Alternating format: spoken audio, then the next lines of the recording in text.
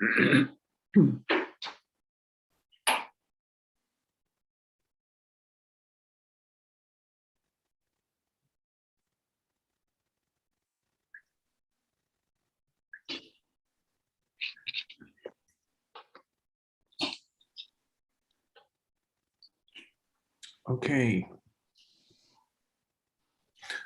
Okay, everybody, let's jump in and start. I want to start the meeting. The goal today is to have a rather efficient steering meeting. I feel like we've had kind of a series of long full boards, so I want to give us all spare us our time. So the goal, my personal goal, is hope that we can finish this up within an hour. I think one time we did 40 minutes, so I think if we're efficient, we can. But certainly, we want to handle any business matter, but also hoping that we can be, again, efficient from a steering perspective. So I'm going to jump in. It's a pretty straightforward meeting, which is my report, committee reports, new and old business, and hopefully we can be out of here. So I'll start out with really just three things to touch base on. The first one is the email that I sent out, whether it was a few days ago, but just formally letting everyone know that there has been passage and extension of the open meetings law in terms of doing remote meetings. So technically this one is legal, so because it was going to be January 15th was the date. So it has formally been extended. There's a little bit of nuance of when that is. One was going to be till April, one was until it had been lifted. So I think I do have a couple questions about the exact date and when it is, but I'll follow up. But certainly in the next coming months, we'll be allowed to continue doing Zoom meetings, and we're doing that today. The second one is an announcement. I am pleasantly pleased to announce that the Manhattan District Attorney will be presenting at our next full board. We had reached out to inquire about having them present at a transportation committee. I want to thank Max for helping me out, who I believe is on here. And their response was that I think the turnaround to present on the fare issue that we had for transportation was a little too quick turnaround. That started a conversation for them to present in the future, and they are going to be presenting at our full board. The goal is to kind of put it together with our public safety, have him come in the beginning, but the goal again is to have him present some thoughts and ideas, and then do some Q&A. I do want to say, as we do with the public safety, that I am hoping to probably bring in the community first, then public members, because I think it's really a good opportunity from a community perspective. But we are going to have that conversation. And I'm going to do all three of my announcements, and then I'll pause. I see a couple of hands went up, so I'll just do the third. And then the third one is I did want to update on our task force. And what I do want to formally let everyone know is that after having some conversations and with the current task force co-chairs, I think what was decided that would be in the best of the public safety task force is we were going to actually add another co-chair. And so we're going to have three co-chairs for the public safety task force. And I'm delighted that Polly Spain will be the other co-chair. So we have three co-chairs. And I guess that's a little bit different, but nothing sort of stopping us. But I think the idea was having as many leadership positions as we could in terms of it's such an important issue. So I want to thank Polly for accepting. And you have Josh and Will on here. And evidently there's been some conversations, but I think formally in the next, they're going to be getting together, but there should be some formal invites to the people the people that will be invited on the task force. And I think they want to meet at 7:30 if we're done today, so we'll see. But we'll find out how that happens. But this should all be coming together very quickly. But I wanted to thank Polly for accepting, and I'm super excited about that. So that is my chair report. I do see a couple hands raised, and I will start with Natasha. Hi, thank you. I just wanted to, I was wondering if for the DA's presentation, if you could take questions in advance, if there could be like a way for the board members and even community members to submit questions in advance, because I think it could get chaotic otherwise, and a lot of times we just run out of time at these meetings and a lot of questions just go unsaid. Well, it's a very good idea in the sense of particularly from board members. So board members, if anybody wants to share different questions and stuff, I mean, I just want to be clear, we don't have 2 hours, I mean, we have kind of a brief period. So perhaps I could get the top 2 or 3 questions and ask. What I did is tell them is that we would like them to come back. I invited them to come to steering, in which I thought we could have lots more conversation. I think they were eager to get to the public, to do it at full board. But we did talk about having more conversations. But I think that's a great idea, Natasha, and you or anybody else who wants to send questions, I'd be happy to publicly share them and say, kind of, here are the 2 or 3 that will formally kind of ask him. But again, I don't know how to ask the community that, but we could figure something out. But I certainly think it's a good idea from a board member perspective, is sort of consolidating them. And I can certainly say, here are a couple questions coming from board members, and we can move forward. I can ask them, and I think it'd be more efficient that way. Does that work for you? Thank you. Yeah. Thank you. Richard. Steve, I strongly urge that you suggest to the captains of the various precincts that they defer their presentation at the full board meeting. I want to give as much time to the district and attention to the district attorney's presentation as we can, and to have it follow or even precede a 45-minute to an hour public safety session involving the basically the same questions that get asked every month. I think is a poor use of everybody's time. So if the precinct captains are willing, I think we should try to maybe ask them if they have anything to submit in writing, but not make an oral presentation and not be available to answer questions for this 1 month. Okay, I understand, and I think it's a fair point, and let me take it under consideration. I hadn't thought about that, but I think it's a good point, and let me digest it and come up with the best way. But I certainly agree that expanding the time because of the uniqueness would be opportune, and I'll get back to you. Thank you. Jay. Yeah, I mean, obviously, the new DA's statement or press release, whatever you call it, has provoked a lot of discussion, some of which we've already initiated. Can we prevail upon the office to circulate to the board members a copy of that statement / directive, so that we save a little time and avoid any misinterpretation or misquoting of what he released, so that we can look at it in advance? So just to clarify, are you saying that in other words, I've only read what I read because I saw a link. Are you asking, is the idea that you've read it, but I should send it to everyone, or have you not read it and you want me to send it?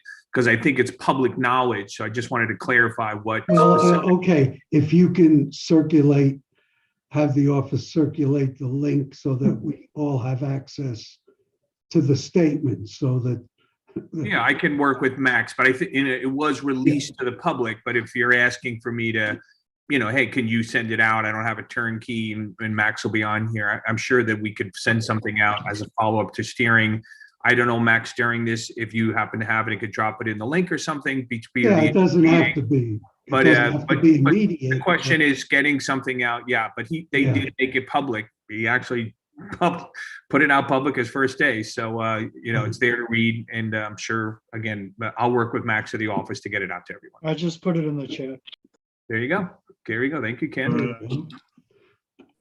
Great. I wasn't sure if I saw another hand up.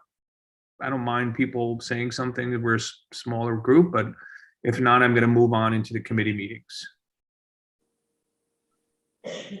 Great. Okay, so let's jump into our committees. I want to start, there's a handful of people that told me both that timing was a challenge today, and also that they weren't going to make it, but others had to leave early. So I'm going to start with HHS because I think Shelley's got some timing issues. So Shelley, if you want to give your report first, why don't you do so? And I don't know if Catherine's here again. Right. I don't know who's here. Thank you. I knew that you had asked to speak. Okay, this month, next week in particular, on the 25th, we invite everyone to attend because I think we have two extremely important topics. The first being Mount Sinai reporting currently on what's going on with COVID, so we can get some clarity. But I think even more important is something planned about a month ago, but it's more relevant now than it was then. The fire department will do a 45-minute presentation on fire safety, particularly home fire safety. And in light of the Wise Towers fire and another fire in the brownstones here, certainly the big Bronx fire and another Bronx fire this afternoon, and others that we don't hear of.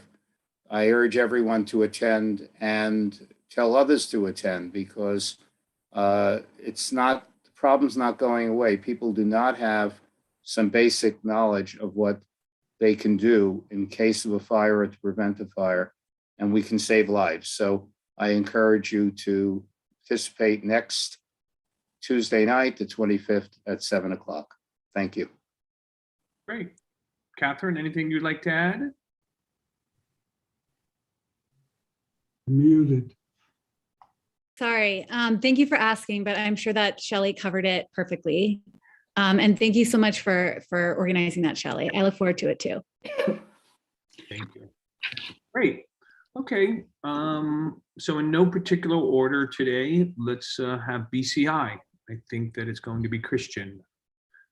Okay, so we had our meeting this past week, and we had 3 new liquor license applications that just went as usual. It were approved, and we had a discussion on the open restaurants where locally Andrew very eloquently gave us a summary of the whole situation, and I think there was a consensus of the prevailing opinion is that we should wait until we get the new rules out before we try to provide feedback to the city. Great. So just to clarify, and there'll be 3. We're going to have 3 applications. Yes, we will have 3 applications. Yes. Great. Thank you. Sorry, I forgot to ask. I don't know if Shelley had dropped off or Catherine. Are you guys anticipating a resolution to come out of this meeting? And the things change, but again, we kind of plan for our full board. Any thoughts on that? I don't believe there'll be any need for a resolution, but we may have things to post on the website, particularly about fire safety. Got it. Okay, great. Let's go to housing, either Louisa, Melissa, or both. Sure. We had a presentation from Grid Rewards, which is really interesting. And thank you, Linda, again, for bringing that to our attention about how folks can cash in on saving energy during surges.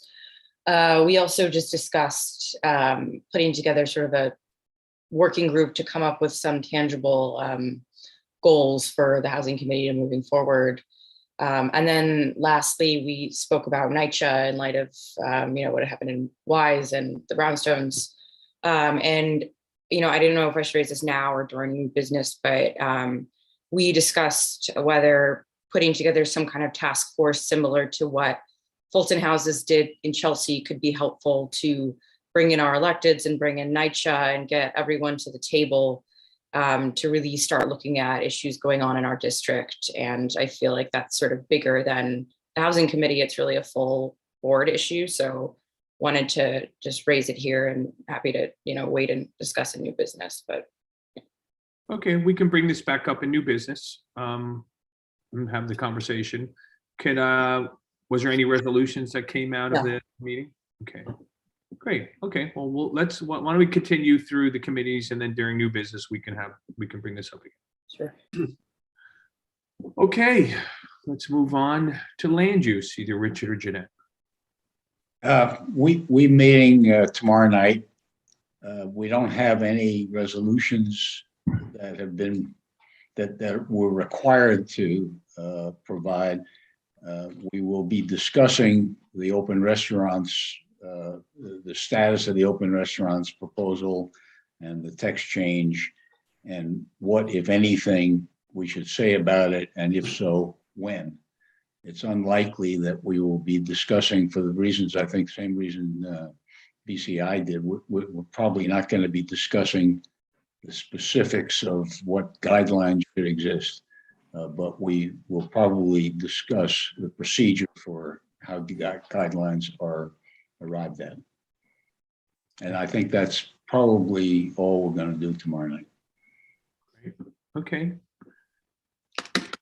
Great. Let's move on to Parks and Environment. Our meeting is not until the 26th of this month because Martin Luther King Day fell on Parks meeting. And we have two items. The first one concerns Theodore Roosevelt Park Neighborhood Association, which is basically 81st Street and the blocks right around there. Friends of Theodore Roosevelt Park, which is the nonprofit that oversees the park with the Museum of Natural History and the City of New York, and also Whole Moose, which is the name of the dog run there, and the dog owners, and a big conflict that's taken place over the last 2 decades, I must say. But there's a new item now in that the dogs have decided that instead of going into the dog run, they prefer to use the lawns, and the noise issues are unbearable. And we have Friends of Roosevelt Park has gone to a lot of pains to have acoustical studies done and are prepared to spend a lot of money to ameliorate the issue. But it's a matter of getting the Parks Department to agree to one of the items. Anyway, it should be a lively discussion, to put it mildly.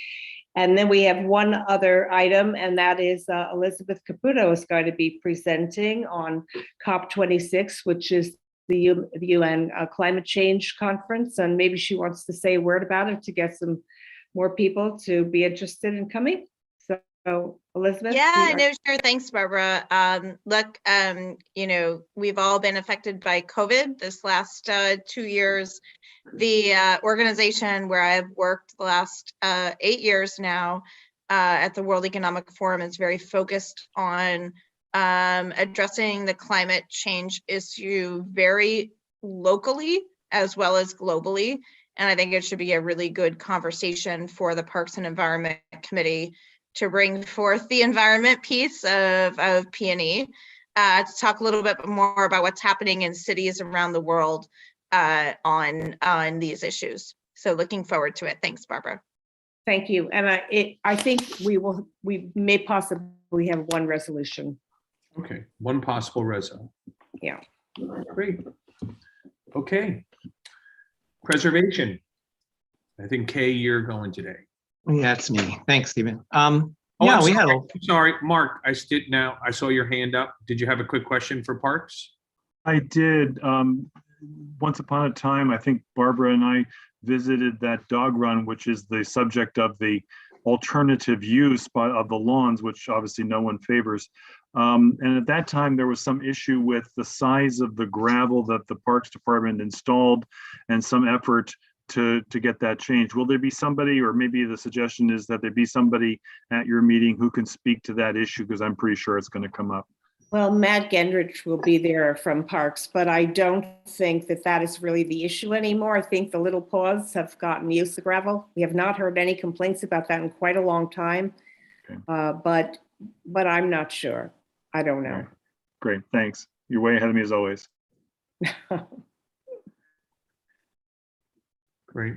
I'm sorry. Give me a minute. Sorry about that. I'm having a little bit of technology glitches. Great.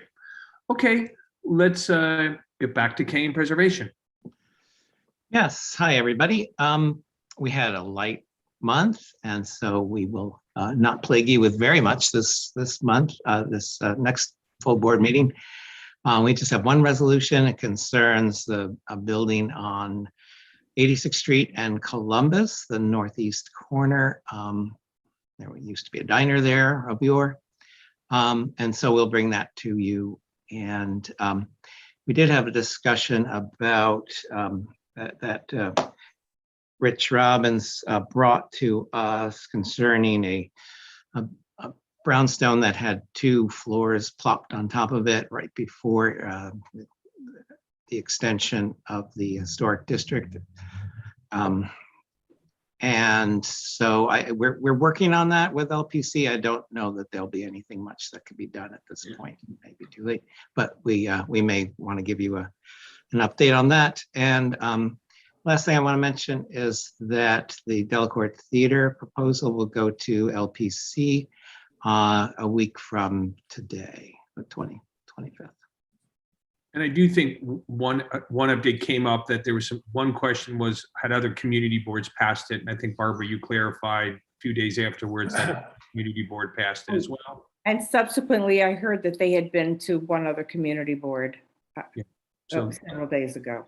that's still an open question. I think, again, one passed it, another one may be open. So The other one also, we passed it and the other one passed it. yeah, great. Thank you. All right. Okay, let's go on to transportation. Hi, everyone. We had 5 items. The first 2 were very routine. We gave our consent to the continuance of an underground garage at Lincoln Center and to the reestablishment of a stoop for a townhouse on 84th Street. Then we had 3 substantive items. We talked about the open restaurant program and also concluded that there's not much we can conclude until we have more information. And so we're hopeful we'll get something from the DOT in the next few months, and we'll react and give our input at that time when we have something to comment on. We talked about the need to have pedestrian and bicycle access to all bridges within the city of New York. Some are under the jurisdiction of the MTA. There are various types of bridges, and we've urged that we didn't adopt a resolution, but we discussed the need for this access.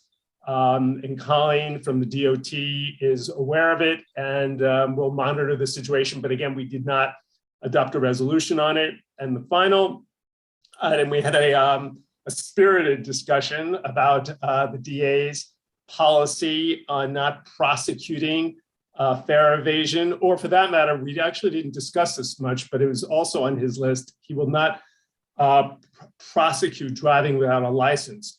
So I think we'll have a more robust conversation about that when a representative of the DA attends our full meeting, and I look forward to that. Great. Andrew, anything else?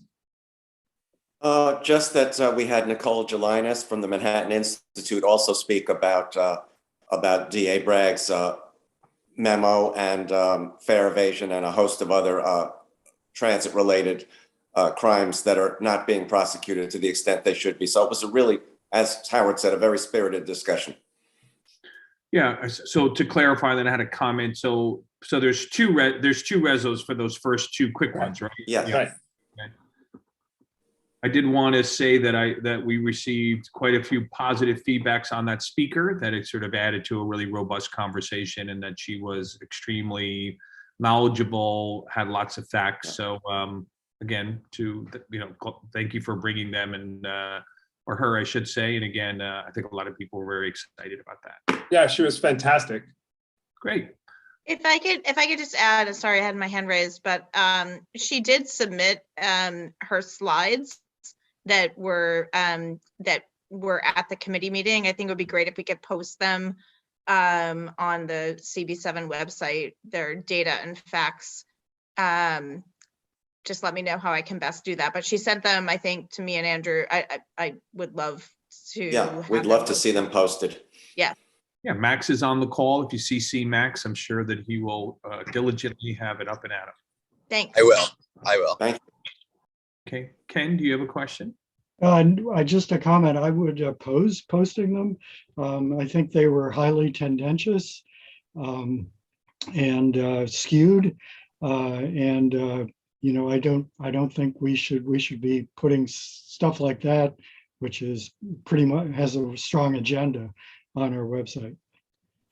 Okay, well, thank you for your objection is duly noted. Louisa? Gotta unmute You have to yourself. unmute. Sorry. To follow up on Ken, did I hear you say that she was from the Manhattan Institute? Yes. Okay. That is a very conservative organization.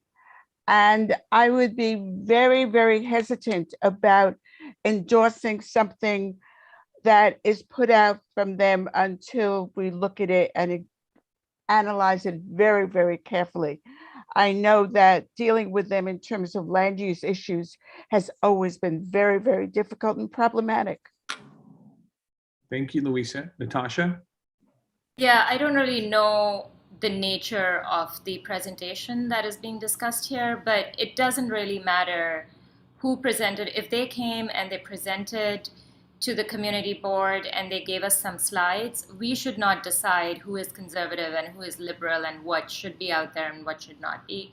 If it was presented to the public through the community board, it has every right to be out there. And then anybody who's reading can make up their own minds, but we should not be the ones trying to make their minds up for them based on whether the institute is conservative or whatever it is. Thank you. Okay, can I just respond a second? Nope, because it's Courtney's turn. Okay. Yeah, I mean, to my mind, it's already out there. It was presented at one of our meetings. It's saved to YouTube. It is out there. I also would just point out, I've been sitting on this board for a while and I've never heard any issues about an organization being too liberal to be presented on our, so to me, How about that? the fact is that we were presented with data and information and it was a useful presentation and it's already out there in the community board world. So I think any discussion about the political leanings of the organization from which she is affiliated feels a little out of line. I totally agree with Let me make, so what I'm going to do is I'm going to communicate with the rest of the executive team to get a sense for how they feel. So we can send this over. Max, I'd say let's hold off, but I'd like to get feedback from how we feel, just to make sure that we have a feeling or we discuss it. Richard, you'd like to add something?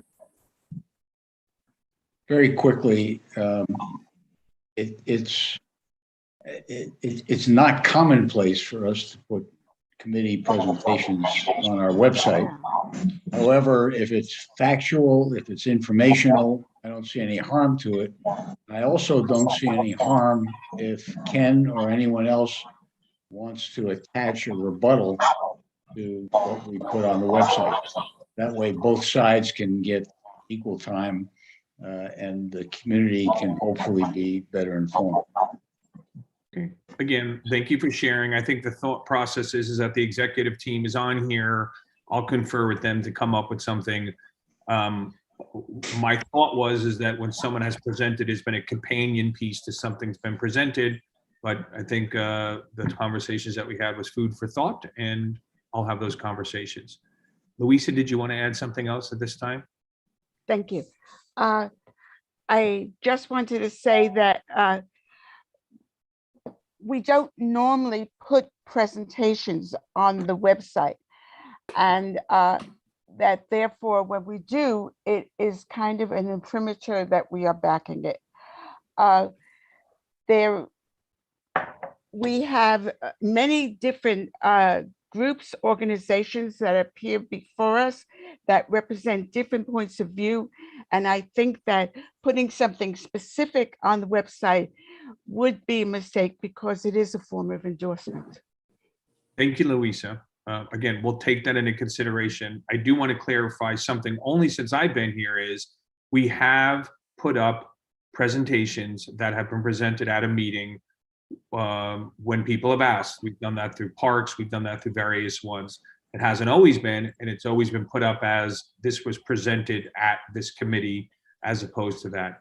We're getting some hands raised. I'm going to let Howard speak because he hasn't spoken. I think we've all kind of said what we need to say. So I'm going to ask hopefully that we can move on. But Howard, you haven't spoken yet. So have yourself Yeah, speak. I just want to say I invited Nicole. I know Nicole. She was appearing in her personal capacity. She was not a representative of any organization. She was presenting what she viewed as facts and in her own individual capacity. So I just wanted to make that clear because I was the person who invited her. Thank you, Howard. Natasha, do you have something quickly, and then we can move on? Yeah, I disagree that anytime CB7 puts up anything on its website, it means that we're endorsing it. Like the Doghouse presentation that was put up just a couple of months ago, we're not endorsing it. It's just out there. It's fact, and it's a matter of public record, and we're just putting it up there. If we have to put a disclaimer saying that CB7 does not endorse this, then there's no problem with that. But we shouldn't withhold information that's already been presented at one of our meetings just because we dislike the institution that this speaker works for. That's not what I'm saying. Okay, thank you. Again, I think we're all here. What I'm saying we're going to do is I will have a conversation with the executive team before anything happens, and we'll try and figure out a game plan for it. So if we can then move on, I think we're going to transportation. Rose, I always got something coming. Transportation. You guys, what's up with you guys? I thought we were Comes going to with the territory. I thought it was going to be a simple. And here we are talking about it. Okay, YL.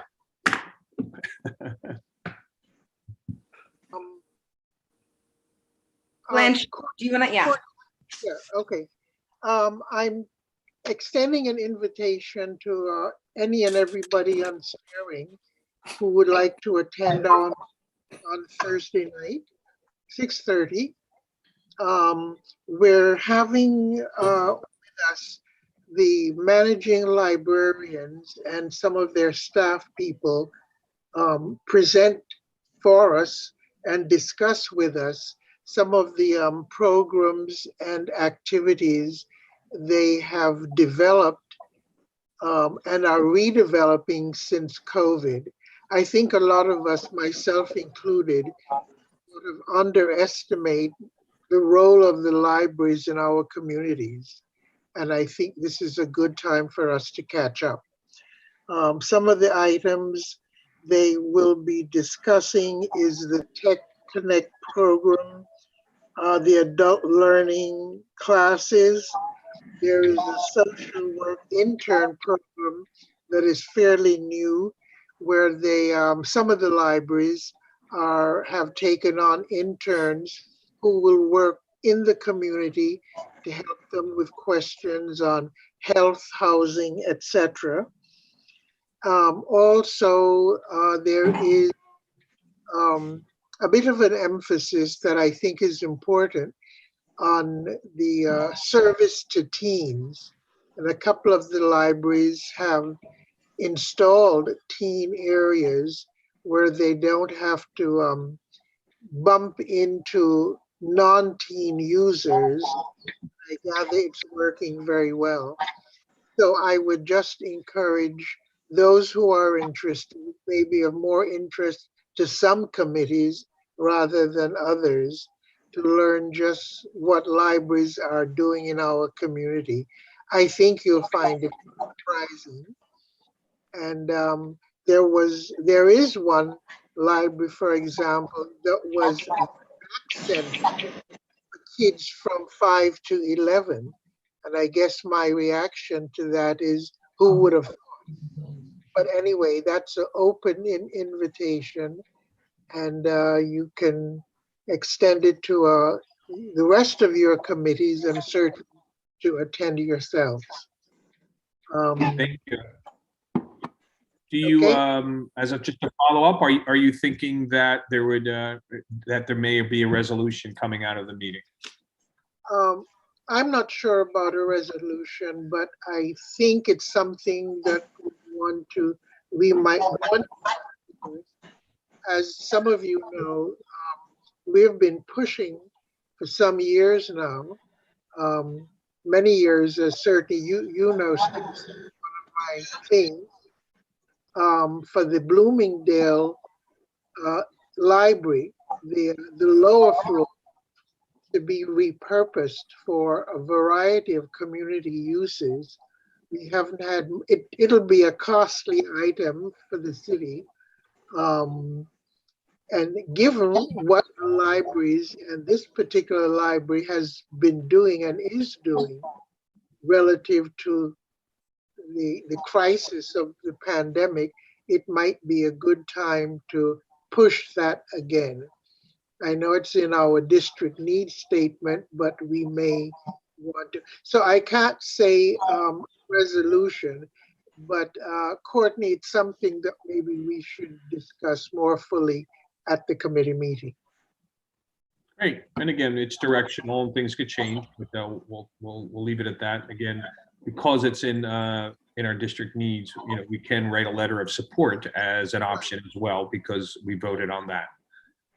Okay, great. So let's go on to our strategy and budget committee. Roberta?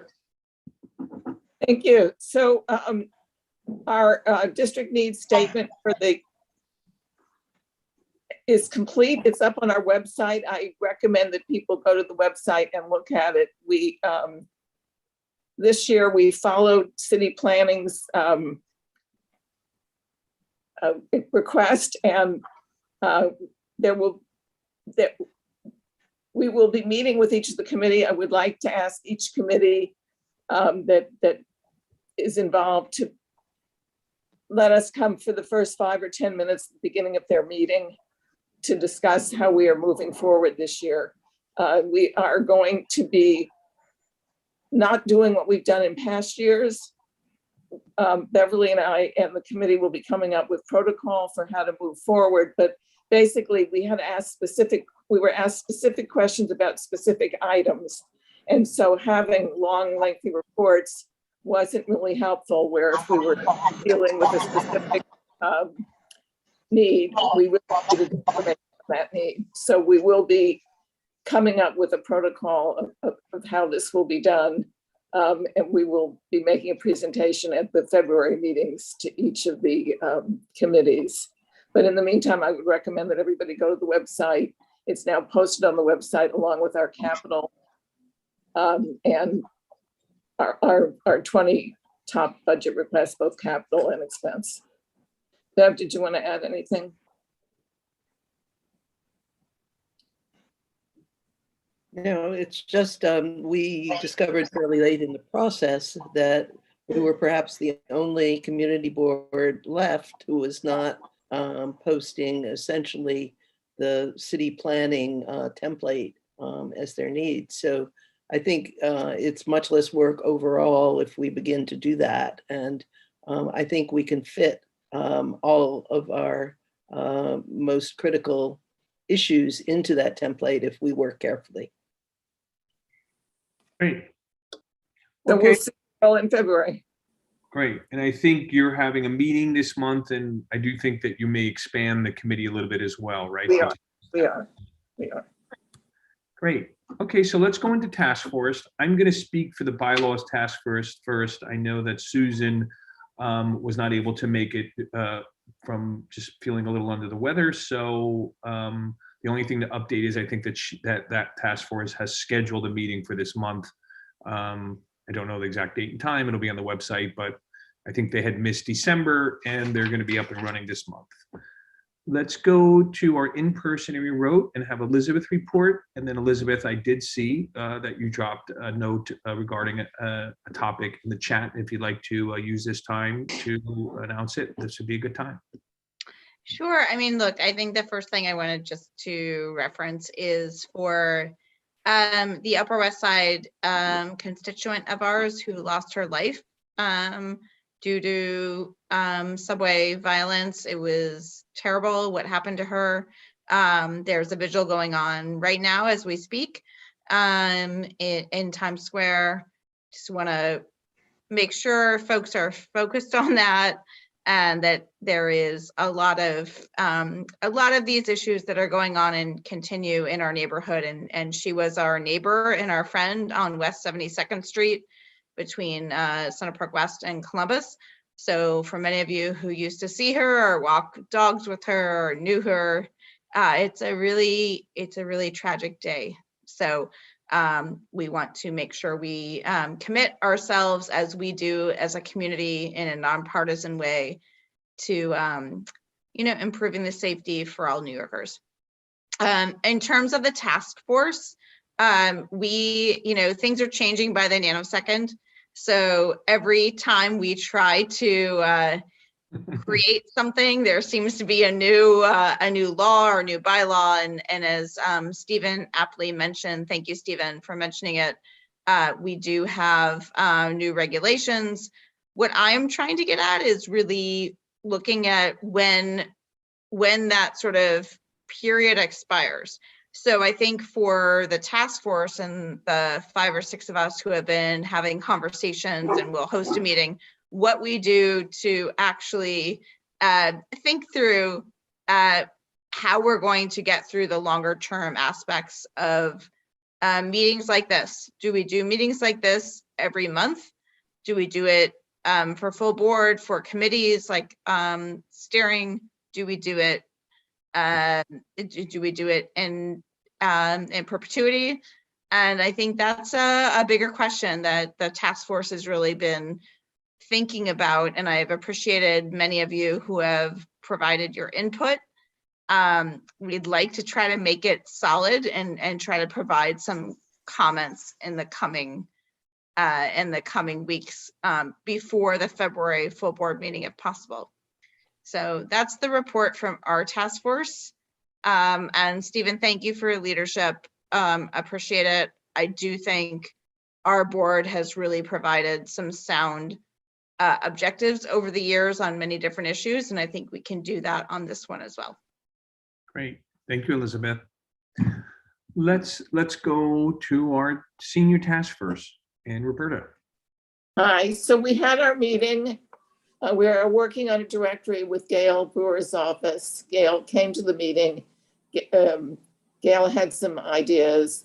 We were able to connect Mount Sinai with Kay Carpin and WISCA. I hope that's working out. So one of the nice things about the task force is that we have a variety of agencies, a variety of the representatives, if our elected representatives. And so we're able sometimes to make a connection with somebody that gets stuff done. So we are working on this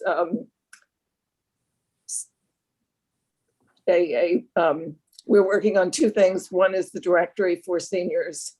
And if anyone has ideas, please email me or you know, we're looking to put people in connecting the seniors. We're also working sometime in early or late spring, a Zoom program for seniors on housing.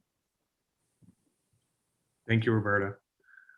And then lastly, and again, I don't know, I think I mentioned that William and Josh and Polly are going to get together for the first time, but if you guys, any of you want to just have anything to say, or I certainly want to give you an opportunity, but I'm sure that you'll have much more reports in the future.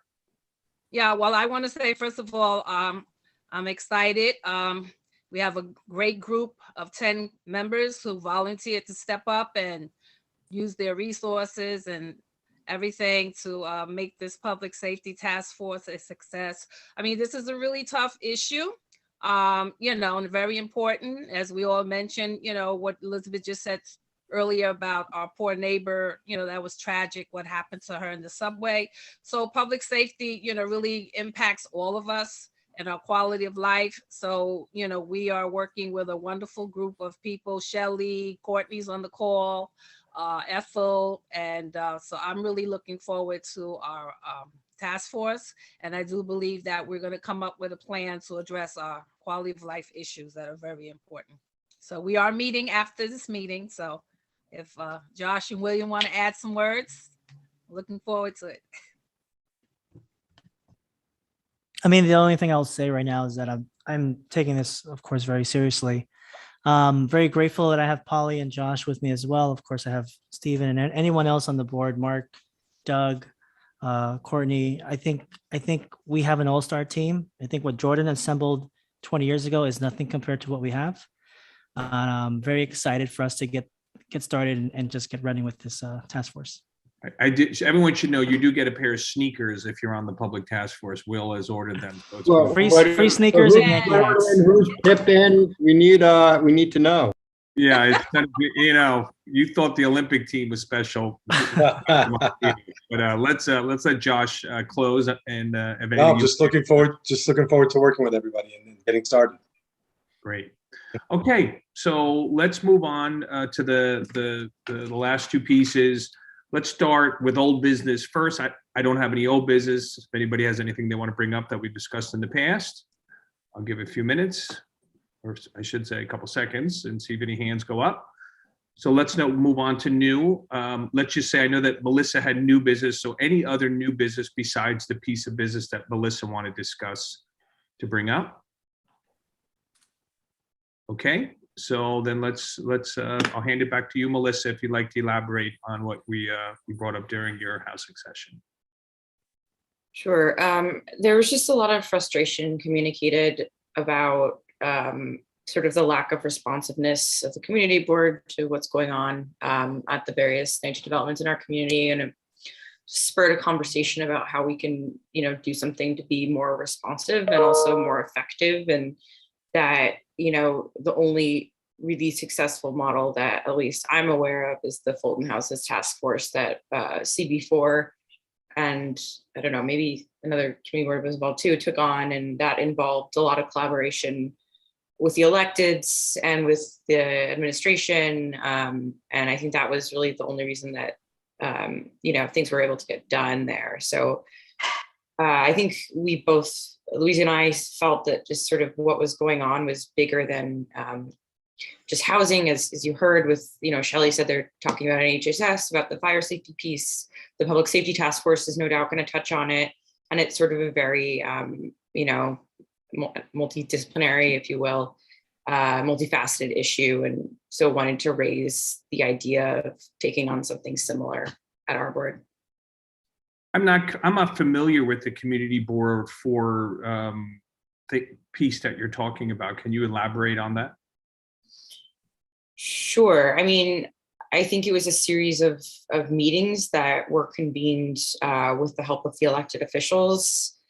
And they were able to get NYCHA to the table as well. And it had been in response to the announcement of a RAD conversion at Fulton Houses. And then there's a lot of backlash from that community, and it really spurred the community board and the electeds to take action and form this task force. And they concluded by issuing recommendations that then they worked with the administration to implement.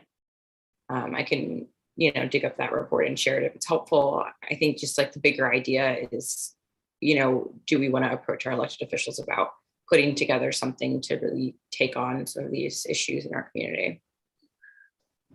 I guess my question, and perhaps sharing it with me help you, is the question about NYCHA and the conversion issue? Is it issues about collaborating and being more responsive? I'm just, I know some hands up, maybe I'll defer to them so we can sort of figure out. I mean, my feeling is we've got this public safety task force, perhaps as part of that, if it's somewhere within public housing, we used to have a task force for NYCHA. We had decided that we were going to bring it into the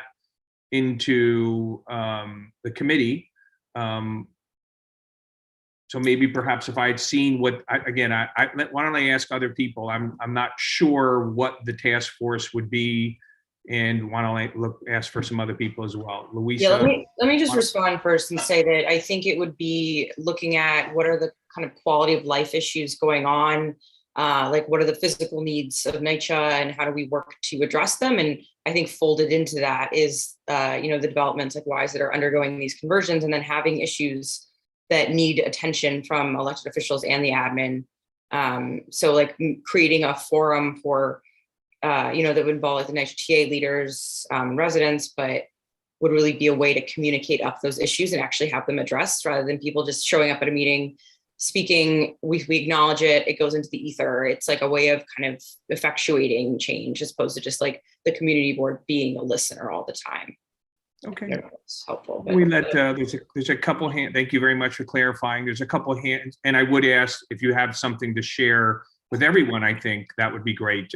So not just myself, but if there is some document or something to share, that would be great.